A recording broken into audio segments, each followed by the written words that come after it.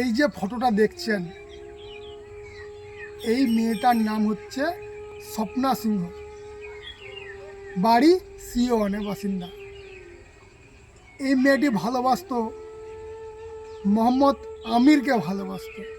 বাড়িতে বলেছিল ভালোবাসার কথা, বাড়িতে কেউ রাজি হয়নি। তারপরেও যোগাযোগ করে ওর সঙ্গে কথা বলতো, ভালোবাসতো। মোহাম্মদ আমির তাকে নিয়ে গিয়ে হোটেলে ওর সঙ্গে রাত্রি যাপন করে সময় কাটায়। পরে স্বপ্না সিংহ গর্ভবতী হওয়ার পরে যখন মোহাম্মদ আমিরকে বিয়ে করতে চায়, তখন মোহাম্মদ আমির বলে দেয়, না আমি বিয়ে করতে পারবো না, আমার বাড়িতে সন্তান আছে, আমার বাড়িতে বউ আছে, আমি বিয়ে করতে পারবো না। বাংলার সংস্কৃতি দুর্গা পুজো আসছে। এই দুর্গা পূজার সময় প্রত্যেক পুজো মণ্ডপের পাশে দেখতে পাবেন জিহাদি লাভজিয়াদের ফাঁদে ফেলানোর জন্য বিধর্মীরা দাঁড়িয়ে আছে। আপনারা সজাগ হন, দুর্গা পূজা ভালোভাবে কাটান।